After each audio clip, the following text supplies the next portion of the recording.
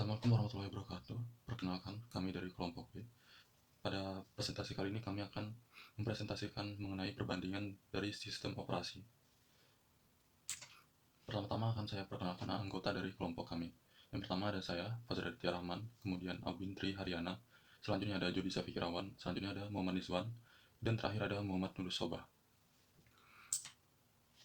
Beberapa materi pada presentasi kali ini adalah yang pertama Windows 11, yang kedua adalah macOS Sequoia, yang ketiga adalah Linux, yang keempat adalah Android 15, yang kelima adalah iOS 18. Pertama-tama kita akan membahas tentang sistem operasi. Apa itu sistem operasi? Sistem operasi adalah perangkat lunak yang menjadi perangkat antara pengguna dan perangkat keras komputer. Jadi, bagi pengguna yang ingin menggunakan hardware, maka pengguna tidak dapat menggunakan perangkat keras tersebut secara langsung, melainkan harus menggunakan suatu program yang akan menjadi perantara antara para pengguna dengan perangkat keras tersebut. Proses tersebut akan mengerjakan operasi low level yang akan dilakukan oleh perangkat keras tersebut. Nah, perangkat keras tersebut memiliki berbagai fungsi, mulai dari manajemen perangkat keras, manajemen proses, antarmuka pengguna, manajemen file, dan keamanan. Kelima hal tersebut adalah fungsi umum yang biasa dimiliki oleh operasi sistem. Tanpa memiliki fungsi tersebut, sebuah operasi sistem tidak dapat berjalan. Saya akan menjelaskan kelebihan dan kekurangan sistem operasi Windows 11. Kelebihan sistem operasi Windows 11 adalah antarmuka yang ramah. Antarmuka yang ramah pengguna di Windows 11 dirancang untuk meningkatkan produktivitas dan kemudahan bagi para penggunanya. Antarmuka ini juga dirancang untuk inklusif dan dapat digunakan oleh pengguna penyandang difabel. 2. Desktop virtual. Desktop virtual di Windows 11 adalah fitur yang memungkinkan pengguna untuk membuat beberapa lingkungan desktop dan beralih di antara mereka dengan mudah. 3. Multitasking dan produktivitas. Multitasking adalah kemampuan untuk menjalankan beberapa tugas secara bersamaan atau berurutan. Jadi di sistem operasi Windows 11 itu bisa mengerjakan beberapa tugas secara bersamaan atau berurutan. 4. Terintegrasi dengan layanan Microsoft. Windows 11 terintegrasi dengan layanan Microsoft. Maksudnya adalah berarti bahwa sistem operasi di Windows 11 ini memiliki fitur dan dukungan yang secara langsung terhubung dengan berbagai layanan dan produk Microsoft lainnya. 5. Widgets. Widgets di Windows 11 adalah panel interaktif yang menampilkan informasi yang relevan dan dipersonalisasi bagi pengguna secara cepat. 6. Touch dan pen support. Touch dan pen support di Windows 11 merujuk pada dukungan sistem operasi untuk perangkat layar sentuh dan pena digital. Fitur ini memungkinkan bagi para pengguna untuk berinteraksi dengan perangkat secara lebih alami dan fleksibel, baik sentuhan dengan jari maupun dengan pena digital. Dukungan untuk aplikasi Android di Windows 11 ini sudah hadir dengan penggunanya dapat menjalankan aplikasi Android secara langsung di komputer atau di laptop. 8. Windows 11 memiliki fitur gaming. Di Windows 11 hadir dengan sejumlah fitur gaming yang ditingkatkan untuk memberikan pengalaman bermain game yang lebih baik dan imersif. 9. Update reguler. Di Windows 11 menyediakan pembaruan reguler yang dirancang untuk menjaga sistem tetap aman, berfungsi dengan baik, dan terus meningkatkan pengalaman pengguna. Yang terakhir adalah keamanan yang telah meningkat. Di Windows Plus membawa berbagai peningkatan keamanan yang dirancang untuk data para pengguna, mengamankan perangkat, dan menghadapi ancaman cyber yang terus berkembang. Dan di setiap kelebihan pasti ada kekurangan. Kekurangan di sistem operasi Windows 11 ini antara lain adalah memerlukan sistem dengan spesifikasi yang tinggi, pembaruan yang terlalu sering, dan kustomisasi yang lebih terbatas, kurangnya privasi, masalah kompatibilitas dengan software yang lama, bloatware yang tidak terlalu penting, isu terhadap performa, dan ketergantungan dengan akun Microsoft. Assalamualaikum warahmatullahi wabarakatuh. Perkenalkan, nama saya Muhammad Nizwan Azhara. Saya ingin menyampaikan kelebihan dan kekurangan tentang macOS. macOS yang kami pilih adalah macOS Sequoia, dan saya akan sedikit menjelaskan tentang macOS Sequoia. macOS Sequoia adalah sistem operasi terbaru Apple untuk perangkat desktop dan laptop yang dirilis pada 16 September 2024. macOS Sequoia merupakan versi ke-15 dari macOS dan penerus dari macOS Sonoma.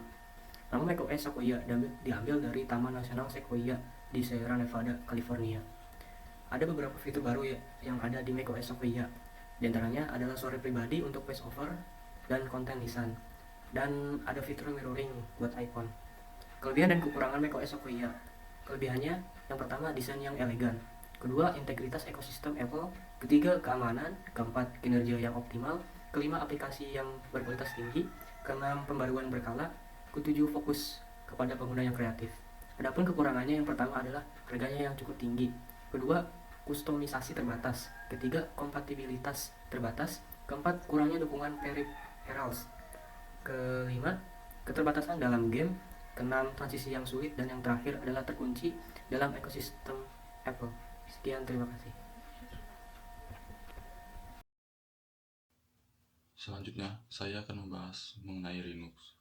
Linux berbeda dari operasi sistem lainnya, yang mana mereka memiliki satu fungsi, satu versi yang akan digunakan oleh seluruh pengguna. Sedangkan Linux, karena mereka memiliki sistem operasi yang open source, maka kernel dari operasi sistem tersebut dapat diubah konfigurasinya sesuai dengan kebutuhan para pengguna. Pengubahan dari konfigurasi kernel dari operasi sistem tersebut membuat banyak versi dari sistem operasi tersebut. Versi-versi inilah yang akan disebut dengan distro tersebut. Yang pertama ada Ubuntu.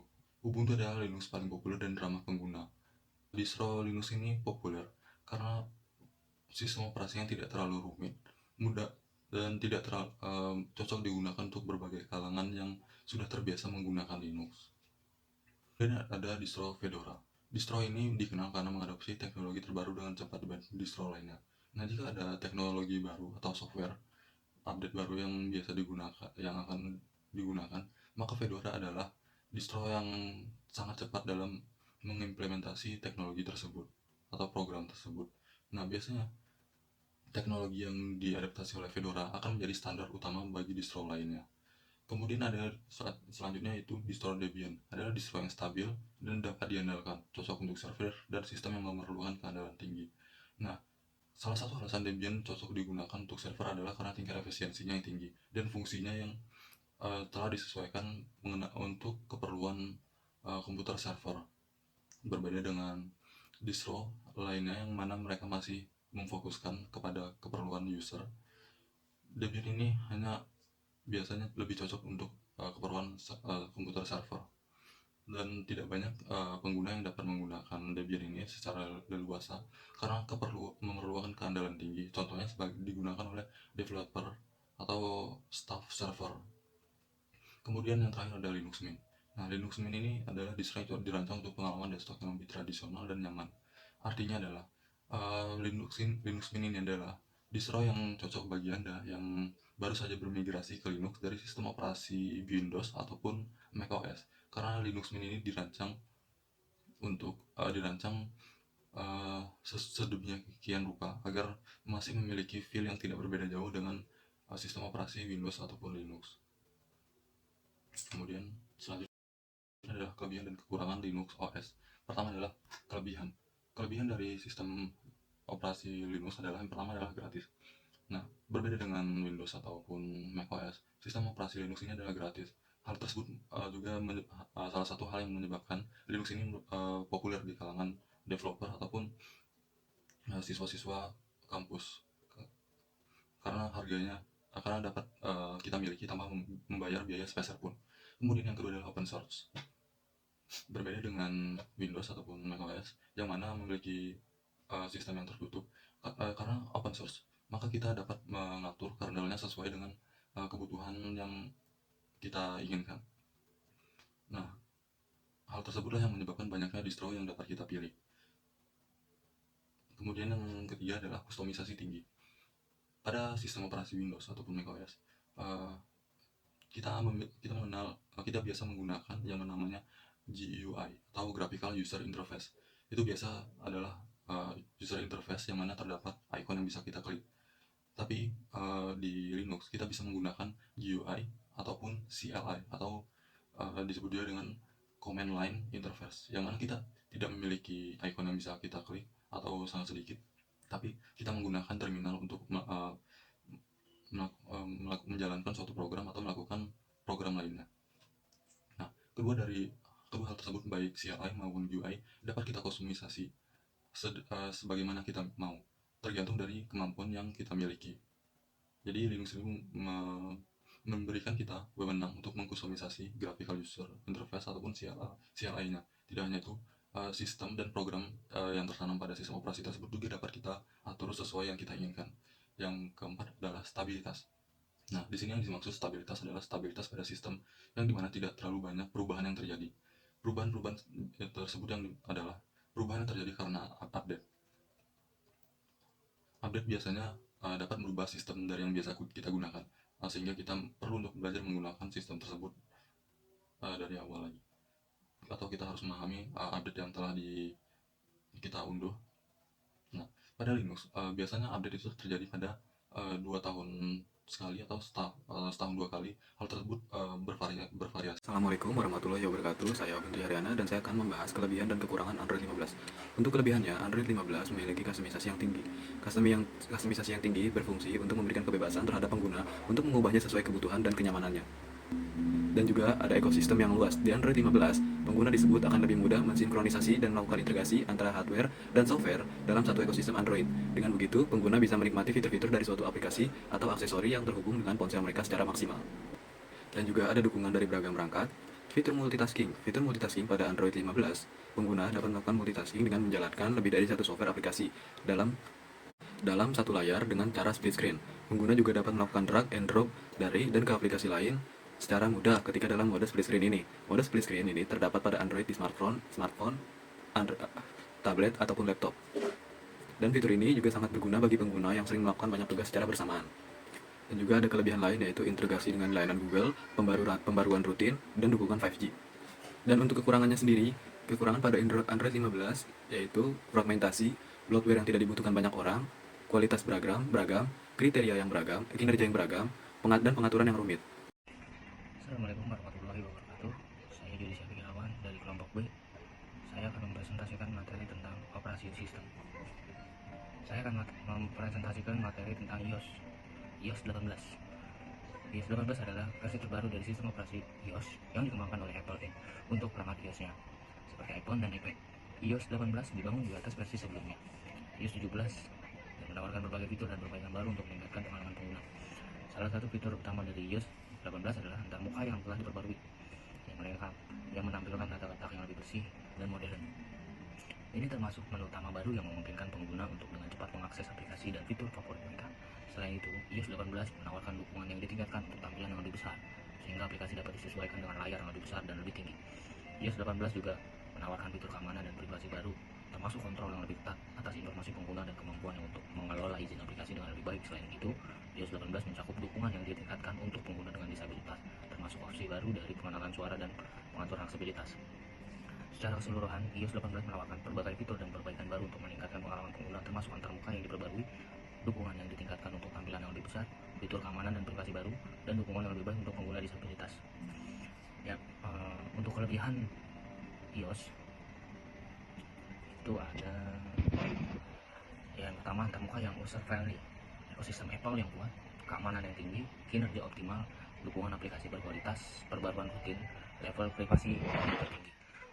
Adapun kekurangannya, harga tinggi, kustomisasi yang sangat terbatas, ketergantungan ekosistem Apple, masalah kompatibilitas untuk beberapa aplikasi, bloatware yang tidak dapat dihapus.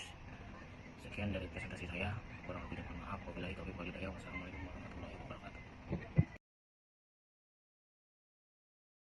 Nah, setelah tadi menganalisa kelebihan dan kekurangan, di sini saya akan mengkomparasi berbagai macam OS dari segi performa, keamanan, kustomisasi, dan target pengguna.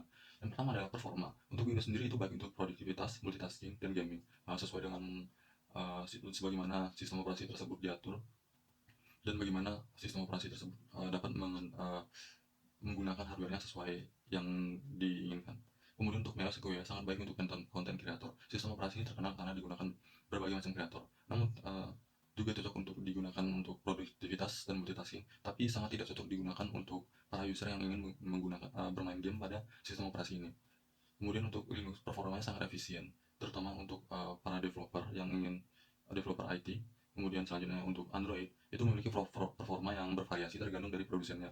Terdapat berbagai macam produsen dari Android seperti yang high class ataupun yang low class. Selanjutnya untuk iOS itu lancar di perangkat Apple. Selanjutnya untuk keamanan, Windows ini memiliki keamanan yang cukup kuat dengan pembaruan yang konsisten. Untuk macOS itu keamanannya sangat tinggi, bahkan salah satu yang sangat tinggi di berbagai jenis sistem operasi. Untuk Linux, keamanannya itu relatif aman karena memiliki komunitas yang sangat aktif. Kemudian untuk Android 15 itu bervariasi tergantung dari produsennya. Tidak semua sistem Android itu memiliki keamanan yang sama. Misalkan kita bandingkan antara keamanan dari sistem operasi Android dari Samsung atau dari Vivo, kedua sistem operasi yang dimiliki smartphone tersebut memiliki keamanan yang berbeda jauh. Untuk iOS sendiri sama dengan macOS memiliki keamanan dengan tingkat yang tinggi. Kemudian untuk kustomisasi, di sini Windows 11 memiliki kustomisasi yang sedang. Kita bisa mengatur berbagai macam hal seperti wallpaper, sistem, dan lainnya. Untuk macOS itu sangat terbatas karena ini adalah hal yang dikorbankan untuk mendapatkan keamanan yang sangat tinggi. Kemudian untuk Linux seperti yang sudah dibahas tadi memiliki kustomisasi yang sangat tinggi baik untuk GUI, CLI, ataupun untuk program bawaan dari sistem operasi tersebut. Untuk Android 15 memiliki kustomisasi yang tinggi meskipun tidak setinggi Linux, tapi ada banyak hal yang dapat dikustomisasi oleh Android. Bahkan salah satu tingkat kustomisasi tertingginya adalah root pada sistem operasinya, yang mana memberikan para user untuk memberikan akses tertinggi pada user. Selanjutnya terakhir ada iOS, sama dengan macOS, kustomisasinya sangat terbatas. Nah, untuk target pengguna, pertama Windows, target penggunanya adalah pengguna umum, gamer, dan pebisnis. Untuk macOS, profesional kreatif, desainer. Untuk Linux ada pengguna yang paham akan teknologi, developer. Untuk Android 15, targetnya adalah pengguna umum dan gamer. Selanjutnya untuk iOS, pengguna umum, pengguna yang sangat yang khawatir akan privasi mereka.